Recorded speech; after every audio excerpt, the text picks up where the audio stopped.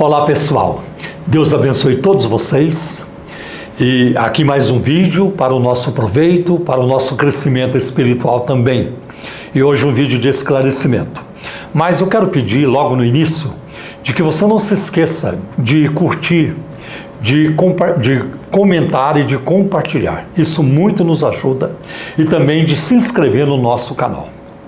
E você pode estar estranhando o nome, o título deste vídeo. Paulo Romeiro está mentindo. O que aconteceu? Eu vou lhe explicar. Há poucos dias eu participei de um podcast com Tarles Elias no seu canal de YouTube, Teologar. E ali foi uma conversa de quase 2 horas, falamos de muitos assuntos.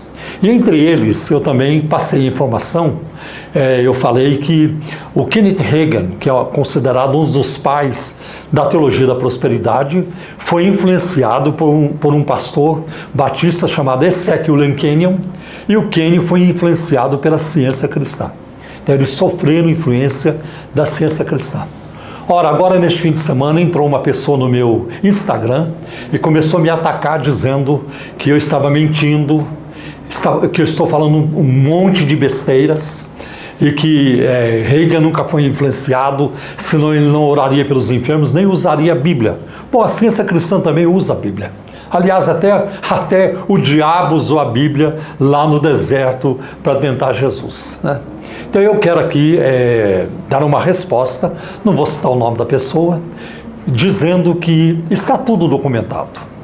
Aliás, isso que eu tenho pesquisado e que eu tenho publicado é resultado da minha pesquisa, do que eu participei na Universidade Metodista, quando entrei no programa de pós-graduação em Ciências da Religião, e eu entrei com um projeto para estudar, para pesquisar a Igreja Internacional da Graça de Deus do R.R. Soares, e ali dentro do neopentecostalismo. Então eu fiz uma pesquisa, as origens, as raízes históricas do neopentecostalismo, como ele se desenvolveu, como ele se expandiu até chegar na Igreja Internacional da Graça de Deus, e ali concentrei o meu trabalho. Tá? Então as informações que eu passei, elas fizeram parte do meu trabalho de doutorado, né? E numa academia, num programa de pós-graduação, você trabalha de forma científica. Você pesquisa, é uma pesquisa que ela é regida pelo rigor acadêmico. Não tem como você fugir disso, porque senão você não será aprovado. Então eu tive um orientador muito capaz, o professor Joval Jacinto da Silva, e outros professores ali fantásticos, de profundo conhecimento, de alto gabarito. E eu usei obras de peso para a minha tese de doutorado. Aliás, eu usei mais de 170 livros, além de artigos, revistas e outros materiais que foram usados aí no meu trabalho. Por exemplo, para corroborar aquilo que eu falei no podcast, de que Kenneth Hagin e Ezekiel Kenyon foram influenciados pela ciência cristã, eu cito este livro, publicado pela CPAD, Cristianismo em Crise, onde várias vezes aparece a ciência cristã nesta obra. Mas eu usei também uma obra muito importante, A Different Gospel, de um autor chamado McConnell. E o McConnell, olha que interessante, ele foi professor da Universidade Oral Roberts nos Estados Unidos, portanto, de linha carismático pentecostal. Então, esta obra é muito interessante, ele faz essa conexão, principalmente no capítulo 3 deste livro, ele faz essa conexão. Infelizmente, não existe essa obra em português, não foi traduzida.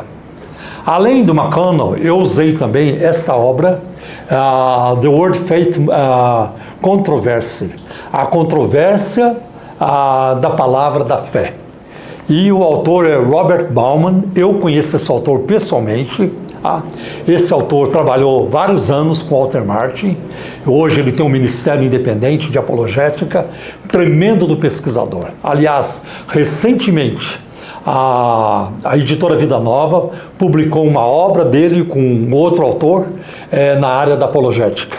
Então, o Robert Bauman é um autor de peso, trabalha com muita técnica, com muita ciência também. E ele faz essa ligação de Kenneth Hagin com Kenyon e a ciência cristã. Bem, além deles, tenho ainda The New Charismatics, do Michael Moriarty, onde ele faz a mesma coisa. Então eu não tirei isso da minha cabeça.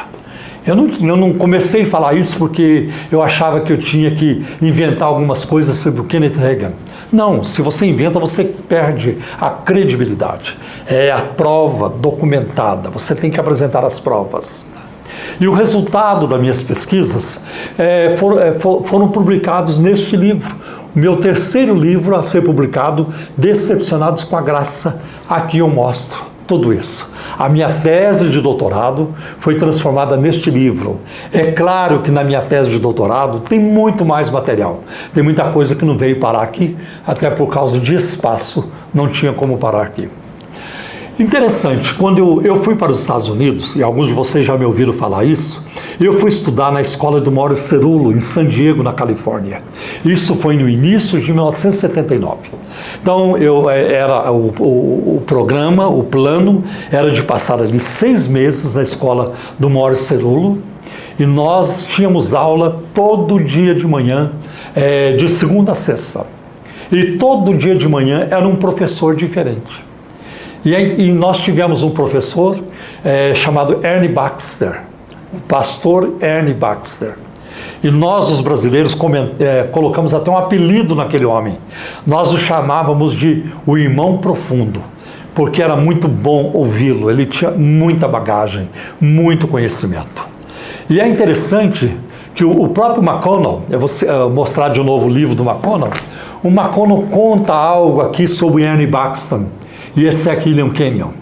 Ele diz que o Baxter conhecia o Kenyon, e o próprio Baxter conta isso, que ele ouvia muitas ideias metafísicas do Kenyon, e que uma vez o Kenyon foi visitá-lo na sua casa, e ele estava na sala, onde tinha uma estante com vários livros, e ali também tinha um livro de ciência intitulado Ciência e Saúde, produzido pela Mary Baker Eddy, e o Kenyon estava lendo aquele livro.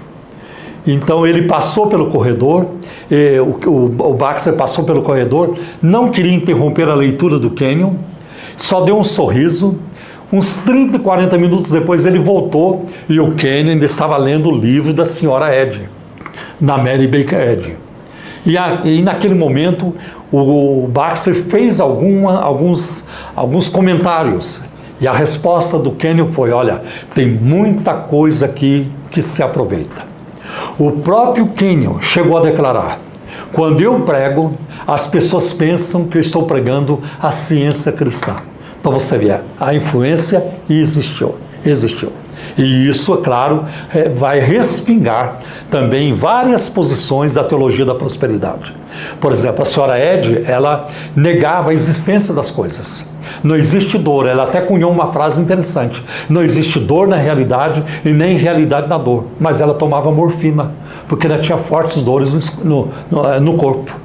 Não existe morte, não existe doença, tudo é uma ilusão da nossa mente. Tá?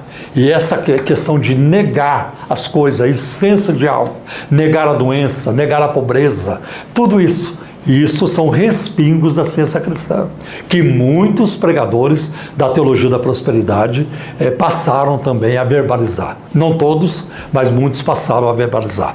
Então, quando eu terminei a minha tese de doutorado, eu fui submetido a uma banca examinadora. E os examinadores, eles eram peritos no assunto. Então, um dos examinadores foi o professor Carlos Caldas.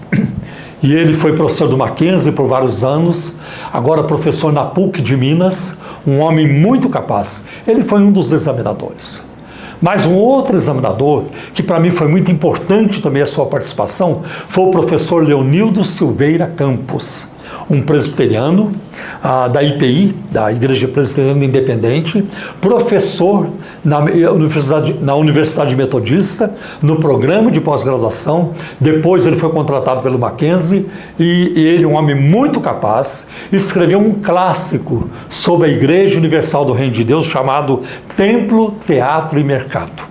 É uma obra antiga, mas eu acho que é a melhor coisa que já foi produzida sobre a Igreja Universal do Reino de Deus. Então esses homens se debruçaram em cima do meu trabalho. Eles examinaram, eles tinham que ler, como eu já fiz isso em banca de outros. Quando eu participo de bancas, né, de defesa, de mestrado ou doutorado, eu tenho que examinar cuidadosamente o trabalho que está sendo apresentado, para eu poder orientar, refutar, fazer críticas, ajudar e tudo isso. E dar a nota também para avaliar o trabalho. E eles avaliaram.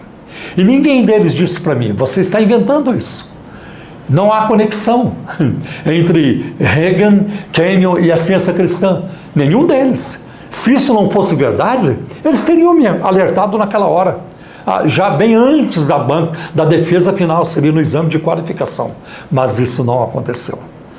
E esta obra foi publicada em 2005. Só agora é que alguém vem questionar. Só agora. Já se passaram 19 anos. Né? Então não faz sentido isso aí.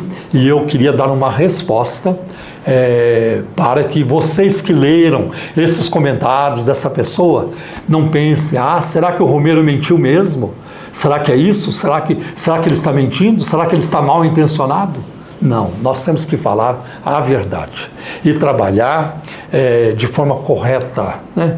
De forma correta, senão nós não teremos credibilidade. E credibilidade é a moeda mais cara, tá bem, meus irmãos? Então, quanto ao Moriarty, eu vou citá-lo numa próxima live que vou fazer para vocês. Eu vou voltar a este livro, porque tem algumas coisas interessantes que nós podemos aproveitar.